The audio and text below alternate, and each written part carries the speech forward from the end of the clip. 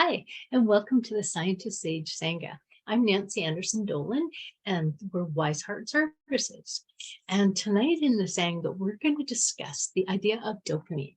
And if you haven't heard of that, it would be unlikely not to have, because there's so much discussion about it out there. But it's a brain neurochemical that is associated with our reward pathways.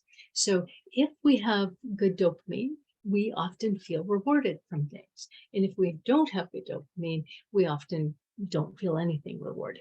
I'll go into a little more detail about that. But we live in a society that is highly, highly rewarding. And so we think, dopamine's a reward chemical. Like, who wouldn't want more of that or more things that make it? And there's where the problem starts, because there are so many things that create dopamine that we don't even know about. And we get involved in them so much that we end up with an excess of dopamine and we don't even know why. And that I'm going to show you some pictures in a minute about explaining why and how that happens. But first, some signs of good balanced dopamine. Our brains associate pleasure with simple things. So we don't need to be the life of the party. We can be having coffee with a good friend and feel pleasurable. And it helps us, we move towards good things in that way. And we're not moving towards some compulsive, like we don't have to go out with a friend for coffee every day. We find it enjoyable when we go out once in a while with them. And we have steady motivation. And the difference is that if we get up one morning and, we don't really want to, do the dishes or whatever, that's not unusual. But if some days we get up and we're able to do everything, and then a lot of days we just can't do anything, that's the deficit of it. So when we are able to have steady motivation, it means we've got good balanced dopamine. We're not obsessive about getting everything done, but we can act when we want to. And the last part is about well-being and mood, and even muscle strength.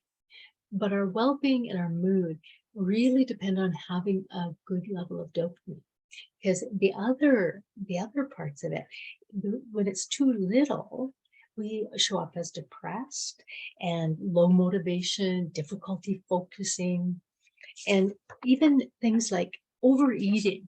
And often the low dopamine overeating is a more constant eating, not necessarily a huge binge, but just a sort of constant low grade foods that are palatable. They call them hyper palatable foods.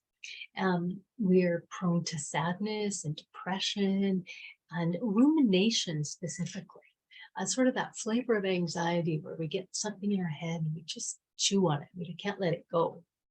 And some restlessness, and sometimes over focusing. So once we actually get doing anything, we sort of get stuck on it and just keep going, and hard to sort of to our detriment. We might spend too much time on it, or it's a task that isn't that important, but we spend the majority of our time on it to not get other tasks done, that kind of thing. Now, signs of too much dopamine are the number one is addictive kinds of behavior. And that often looks more like eating hyper palatable foods that are high fat, high sugar, but we want to binge, or we want to have that thing, and we think that thing's going to fix us, where often the low dopamine is just this constant eating. So there's two different sides of that.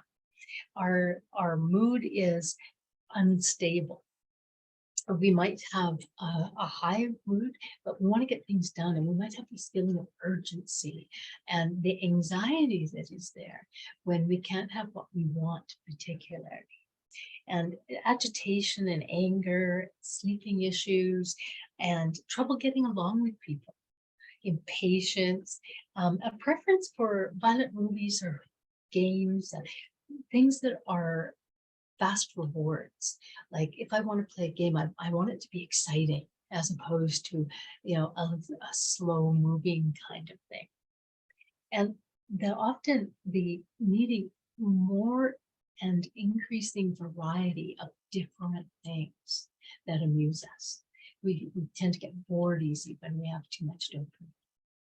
So those are sort of the ups and downs of it. I want to show you some pictures about what this looks like. And these are from Anna Lemke. And in the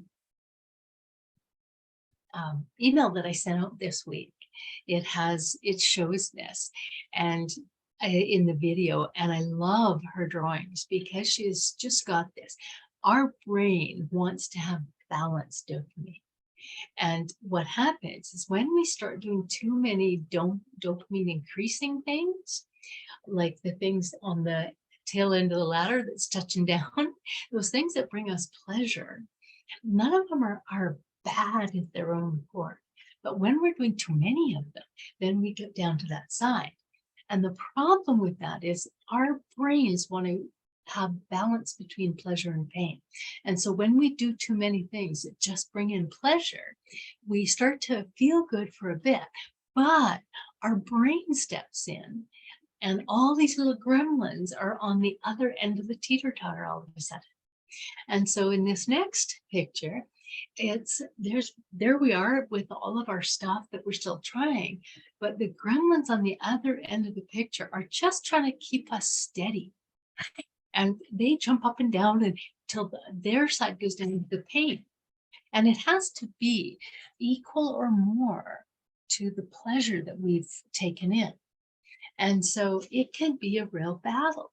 And this causes things like tolerance, like maybe a chocolate bar suited us fine and made us feel calm before, and we enjoyed that. But more and more chocolate required once these little gremlins get on the other end of the teeter-totter, and to bring us back into some discomfort. And we might hold off on some of these things, social media and that, for a little bit, but then the pain that we feel from the other side, it starts to come through. And if we can move through the pain, then we're okay. We come back. Sorry, that we make a comeback and we start to feel calm again. It's okay to have that pain for a little bit, but if we keep feeding it with all of those high dopamine creating things, then the pain grows worse and worse. And this is my favorite slide of all time about dopamine, because Anna Lemke talks about once we are in that battle and always using more things to build more dopamine, the little pain gremlins move in with their barbecues and their U-Hauls, settle right in there to keep creating pain, to try and keep us comfortable and balanced. But we don't let it happen. So in this tug of war, we don't win. We absolutely don't win. When we are trying to use those substances and behaviors, those kinds of things, to get only pleasure, we will lose every time. So how do we get out of this? What happens is if we change how we do this, we need to get distance from drug of choice or behavior of choice, or a little space at least. And there's, we talk about abstaining, training, and the balance comes back. And she talks about being only about a month to make this happen, 30 days, and people will actually start to feel simple pleasures again. They won't have to keep putting more things on. Now, what happens though, our bodies can actually get permanently changed, or the first thing we need to think about when we're thinking about dopamine and how it works out is the differences between our bodies. Because some people have too little dopamine. I'm one of those people. And it shows up like symptoms like ADD and cravings for high sugar foods and things like that. And I followed that. I was the guy on the other end of the teeter-totter, weighed down by the camping gremlins. And my body had built up such a tolerance to things that it took me a long time to get out of that dopamine jail. And what happens is if we can abstain for even 30 days, So many people actually get relief at that point. And then if they stay away from the things that they have been using, and that's called abstain from those things we've been using, whether it's social media or food or shopping, even it can even take healthy things like running and those kinds of things to into a bad place if we're doing them constantly and needing that dopamine hit from it. But if we can get into this balanced place where there's simple pleasures bring us pleasure again, we know we've hit the mark. Now, I'm going to talk a little bit more about how we do that. And part of it is what Anna Lemke calls binding ourselves. And what that means is we don't tie ourselves up in a back room, although, some of us might have been benefiting from that sort of thing. But we do things like we decide not to have that anymore. Like I decided to not smoke anymore. I decided that just wasn't working for me. Other things, I eat food, but I don't eat highly processed food because those are the kinds of food that can spike that dopamine with me. And then I will start a craving and that discomfort pain cycle starts on. So I literally trained myself to eat these other foods that satisfy me, that don't create that high dopamine. And one of the other things that I stepped away from was a lot of drama in my life, because I would generate drama all the time, and that would give me that dopamine hit. And even social media, I have to be careful with. I have my phone set to go into gray mode at 11 at night. And gray mode just makes the phone less interesting to my dopamine hungry brain. And so those kinds of things are things that we can do to train our brains away. And some people have to abstain. Their body is too far gone. Their ability to navigate the craving for high dopamine kinds of things is not there anymore. And some people don't have to do that. Some people catch it in time, or their brain and bodies are different and they can moderate. And so, and doing the training kinds of things, like I don't have to put my phone away and never have it. I need to pay attention to it. And I do small things like the training with the lights. And so we can do things like that. The other thing is making decisions about when and how we're going to be exposed to these kinds of things. And when and how might be like, I'll spend time on my phone in the middle of the afternoon, but not late at night, because late at night can be problematic. And if you haven't seen the video of Anna Lemke with the Dopamine Nation, not Dopamine Nation, I'm sorry. I'll get the name before we finish here. The Anna Lemke talks about, she got hooked on romance novels. And she read them to be spending too much time with the books, so much time with that, read them just so obsessively that she lost time with her family and lost time to relax and those kinds of things. And so she waited for a month, took her own advice. That's she treats addiction. Took her own advice and to put it away for a month, and then went and bought a different book, not the series she'd been reading even. But then she tried it and she got hooked right back in. So then she went into a year away from it. And so that binding is like, take a year, do it between certain hours, literally use it as a reward after work. I'll do this for half an hour, but I'm not going to do it more than that. And some people are successful with those things. It depends how your dopamine state is before you have any exposures like that. And it depends on what's going on as you go through it. Because the more stress you have, the more dopamine you need to cope with whatever's going on, to stay focused and motivated and able to deal with things. So it's an interesting balance, because we need more dopamine for some things, but when we start having it compulsively or using those high impact kinds of things like that, it doesn't work for us. It pushes it over the edge, and those pain gremlins start jumping on the teeter-totter. So the other things you can do is get close to pain. And people are shaking their heads by this point when we're talking about it. But pain isn't, they're not talking about causing yourself pain, like dating people that are not good for you, or starving yourself, or those sorts of things. They're talking about simple pain, just like we were talking about simple pleasures. And simple pain are things like when you get up in the morning, tidying up your bedroom before you leave it, or going for some exercise, cold plunges, they call them, ice bath or ice showers, things like that, small pains. Because what happens is our body goes, oh, there's some pain, and our natural inborn system in our body starts to create pleasure.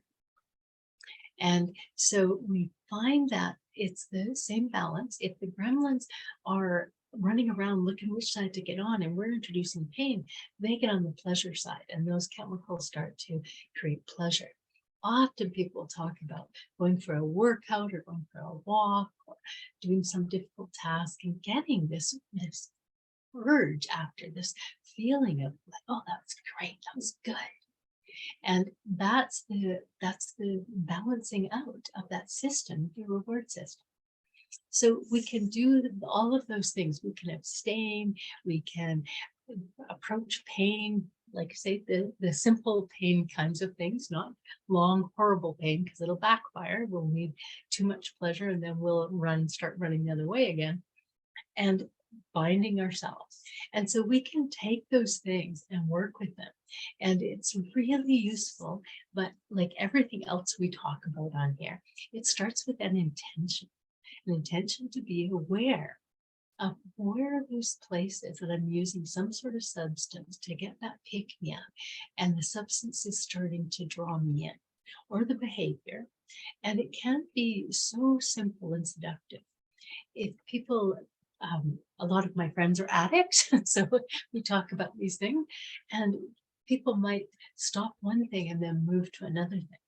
And it might be less harmful, which is a good upgrade, I call it, but it may grow into that same kind of take in pleasure and then get pain kind of experience. And if it goes into that, we need to back it off or slow it down. And often just being aware of it starts to change it. And so there's many things we can do like that. And I just want to wrap up talking about things like supplements and foods that we can use in useful ways to shift that.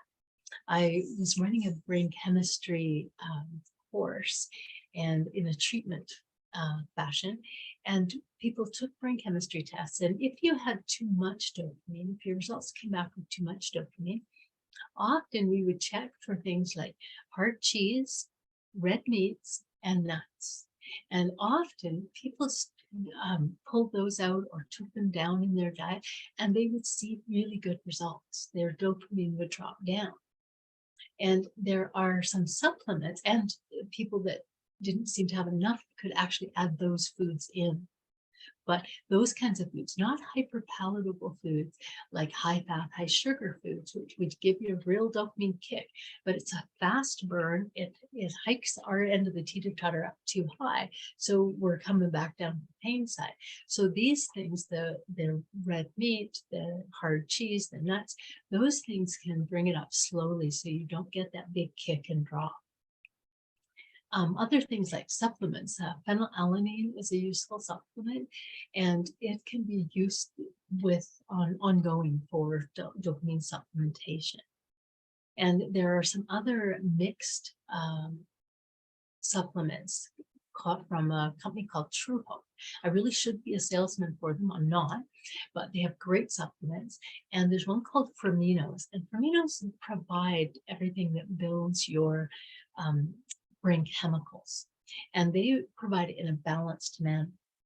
And there's another product called EMP, and what that is a mixture of the minerals and vitamins that help make the neuronal connections in your body. So the synapses have to have certain vitamins and minerals in each synapse, and they're different across your brain.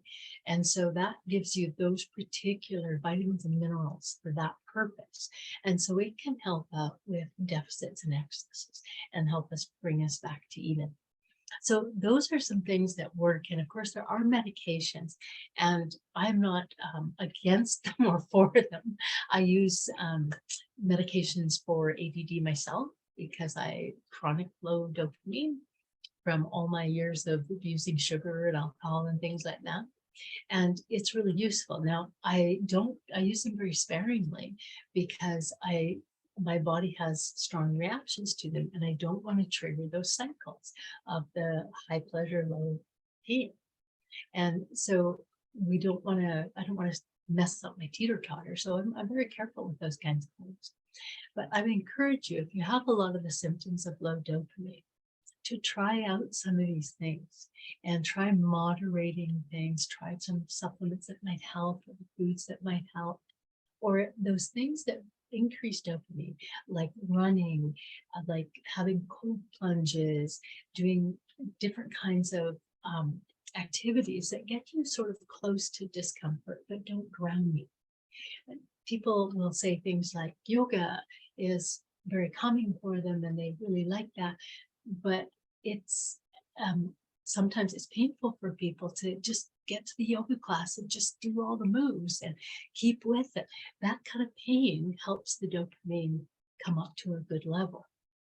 And so it depends on the person, what their brain was like before, how they react to certain things. Not everybody likes yoga. Not everybody has pain when they get into a cold shower. They like that. So it depends on your likes and dislikes and your brain, how it responds. So you have to be like a scientist in this and try some things out and see when you move out of those painful things, when you are moving out of depressions and out of anger, where it's balancing out to a calmer state and you are again enjoying some pleasures. So that's it for tonight. We're not going to have a meditation on dopamine, although meditation can be helpful for those of people that like to meditate. And it can be a helpful pain introduction for those who find it a little difficult. But that is all for tonight. Thank you so much for listening. And always, you can send questions and comments to scientistsage@gmail.com. Good night.